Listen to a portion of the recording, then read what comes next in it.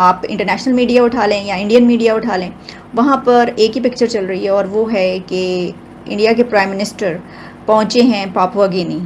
और जो हमने तस्वीर देखी उसमें भारत के वज़ीर आज़म, तो एक लिहाज से भारत के लिए काफी स्पेस है। पूरे हिंदुस्तान को तुम खिलाते थे पंजाब से, अब अपने आप नहीं खा सकते हो। Punjab is not enough for you. तो वहाँ पर जो उनको वेलकम किया गया है वो बहुत ही ख़ास तरीके से किया गया है, जिसको इंटरनेशनल मीडिया इस तरीके से लिख रहा है कि remarkable gesture by James Marape.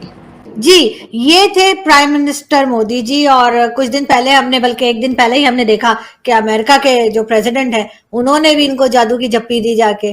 कैसे हो सकता है भाई, बिल्कुल नहीं हो सकता है। और अब ये कौन है, ये मुझे प्लीज इनकी कंट्री का नाम कोई सिखा दे। ये भी जो है मोदी जी के जप्पी भी डाल रहे थे और जो है वो उनके पांव भी छूने की उन्होंने, जैसे होते है एक रस्म होती है, वो भी की। हमें पता है प्रॉब्लम क्या है। मोदी जी सबको गले लगा रहे हैं, तो क्या मैं शहबाज शरीफ साहब को भेज दूं? काशकोल लेके खड़े हो जाते हैं उधर, कह दे थोड़ी देर और मेहरबानी से, थोड़ा और दे दें जी, थोड़ा और। मुंह उठा के कह देते हैं बंदर चाय बेचने वाला, फख्र करो।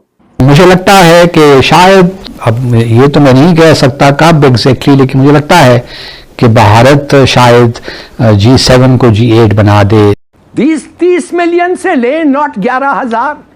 और फिर आप देखेंगे ये कितना अमीर मुल्क होता, ये मुल्क साउथ कोरिया से बेहतर होता। जो कि प्राइम मिनिस्टर वहाँ के पापुआ गिनी के हैं। इंडिया के पीएम वहाँ पर उतरे हैं जहाज़ से, तो उनको वेलकम करने के लिए वहाँ पे पहुँचे हुए थे वो, और उन्होंने वार्म वेलकम किया, लेकिन साथ ही झुककर ही टच्ड हिज फीट, उन्होंने उनके पाँव।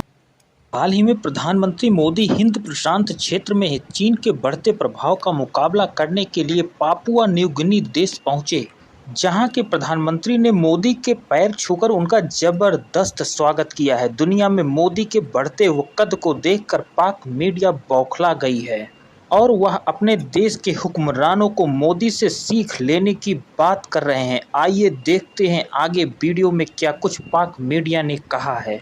तो मैंने कहा ये जो तस्वीर आ रही है इस वक्त मीडिया में हर तरफ, क्या ये सही है या ये गलत है? तो फिर वीडियो नजर आई और ये बात सही है, सच है। अब इसके ऊपर हर तरफ जो है वो चर्चा है जनाब। देखिए, बात ये होती है कि जब आप ताकतवर होते हैं, आपका इन्फ्लुएंस होता है, तो पूरी दुनिया आपको सलाम करती है। लेकिन वैसे भी अगर हम इसको दूसरी तरीके से देखें तो ये जो पीएम जेम्स हैं उनको ये बहुत अच्छी तरीके से मालूम है कि वहाँ पर इंडिया में इसको बहुत एक अच्छा जेस्चर समझा जाता है, या उनका तो सलाम करने का, नमस्ते करने का उनका तो तरीका ही है। देखिए, ये पापुआ न्यू गिनी के प्राइम मिनिस्टर हैं। प्राइम मिनिस्टर वहां इसलिए गए कि वहां पे इंडिया पैसिफिक की समिट हो रही है और ये समिट इंडिया की वजह से हो रही है। प्राइम मिनिस्टर इससे पहले G7 में थे, वहां पर एक तो गले ही नहीं मिल रहे थे। उन्होंने ये भी बोला था जो बाइडेन ने कि मोदी जी मुझे आपके ऑटोग्राफ चाहिए, कि द रीजन बीइंग के इनके सारे टिकट्स बिक गए थे और उनका कुछ खास इतना नहीं हुआ था। बट से प्राइम मिनिस्टर मोदी पॉपुलर तो है, इसमें कोई शक नहीं। और अभी जब इंडिया में इतना कुछ चल रहा है, इंटरनेशनल डेवलपमेंट, एक G20 चल रहा है, साथ में हम G7 पे भी जा रहे हैं। अभी पापुआ न्यू गिनी में है, पापुआ न्यू गिनी के बाद ही गोइंग टू ऑस्ट्रेलिया, ऑस्ट्रेलिया के बाद ही विल बी बैक। फिर उसके बाद एक महीने बाद ये इनका America first official tour of America. तो प्राइम मिनिस्टर मोदी का अगले 3-4 महीने तो टाइट पैक है। आपको तो रहना ही है IMF के फोल्ड में। अगर आप IMF के फोल्ड से निकलें तो यू फेस बैंक्रप्सी, और आप कर भी नहीं सकते हैं। आपके जितने लोगों ने आपको पैसे दिए हैं, चीन है, सऊदी अरेबिया है, कतर है, पेरिस क्लब है, मल्टीलैटरल ऑर्गेनाइजेशंस हैं, वो कह रहे हैं नो मोर। अगर तुम बात नहीं सुनोगे, ना लोन मिलेगा, इन्वेस्टमेंट मिलेगा, क्रेडिट मिलेगा, फॉरेक्स मिलेगा, कुछ नहीं मिलेगा, तो यू आर स्टक, आप फंस गए हैं। और बेहतर है कि ये मान जाओ, ये ख्वाब जो आ रहे हैं कि नहीं हमें IMF की ऐसी, ये जो डार साहब का जो था ना, ये कि 200 से नीचे हो जाएगा जब 300 से ऊपर चले गया है डॉलर, तो ऑल दिस, ये let's get real. 48% per year is food inflation, मर रहे हैं लोग। ये है आपका बजट, और ये कम नहीं होगा ना। 22% इंटरेस्ट रेट कम होगा, इंटरेस्ट रेट कम होगा तो इन्फ्लेशन बढ़ेगी। They can't afford to do that. उसका स्कीम आपने देख लिया था, वो जो क्या था, वो पेट्रोल का स्कीम, वो डबल पेमेंट का, ये वो खत्म, फिनिश, गॉन। पता नहीं उन्होंने लगाया क्यों, I don't know what world they are living in. देखिए, अगर आप अनडिसिप्लिन्ड लोग इतने पैसे इतने सालों तक विदाउट डिसिप्लिन खर्च करते रहे हैं, खाते रहे हैं, मैं आपको ये बताना चाहता हूं, आपका क्या समझते हैं, आपका डेट कितना है? 100 बिलियन आपका डेट है।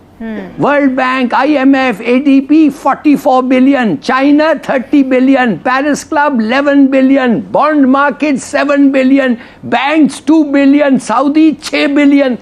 देखिए, फॉर गॉड से कब तक? और आप देने का कोई बात ही नहीं करते हैं, काशकोल लेके खड़े हो जाते हैं उधर, कह दें थोड़ी देर और मेहरबानी से थोड़ा और दे दें जी, थोड़ा और दे दें।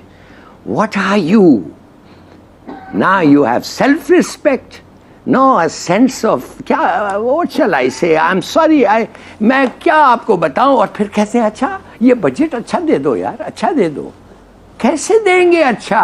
दुनिया भर में गैर मामूली तब्दीलियां आ रही हैं। ख़ास तौर पे पिछले हफ्ते हमने देखा कि अरब लीग में शाम को 12 साल के बाद दोबारा अरब लीग में शामिल कर दिया गया।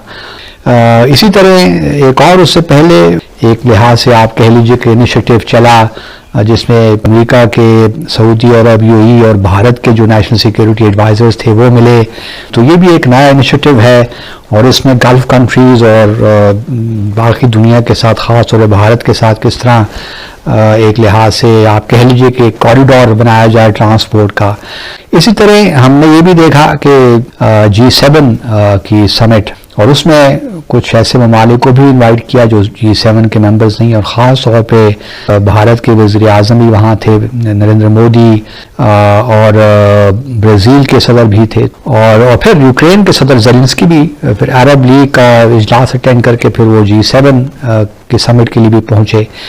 भारत के वज़ीर आज़म ने भी मुलाकात की, प्रेसिडेंट ज़ेलेंस्की से भी मुलाकात उनकी हुई, और जो हमने तस्वीर देखी उसमें भारत के वज़ीर आज़म काफ़ी एक्टिव नज़र आए वहाँ पे। फिर क्वाड की मीटिंग भी हुई, और फिर अगली सरबराही जो होगी, इसकी समिट जो होगी क्वाड की, वो अब भारत में होगी 2024 में। तो मुझे लगता है कि शायद, अब ये तो मैं नहीं कह सकता कब एग्जैक्टली, लेकिन मुझे लगता है कि भारत शायद G7 को G8 बना दे, क्योंकि भारत अब दुनिया की 5वीं बड़ी इकॉनमी बन गया है, और जो काउंटर वेट है चाइना के लिए उनको चाहिए इस रीजन में, भारत को उस तरह वो प्रमोट कर रहे हैं। तो एक लिहाज से भारत के लिए काफ़ी स्पेस है, लेकिन देखना यही है, भारत जो शंघाई कोऑपरेशन ऑर्गेनाइजेशन का मेंबर है, इसी तरह रशिया के साथ उसके खसूसी दिफाई ताल्लुकात भी हैं, क्या उनको पसे पुश डालकर वो G7 की तरफ जाएगा? इंटरनेशनल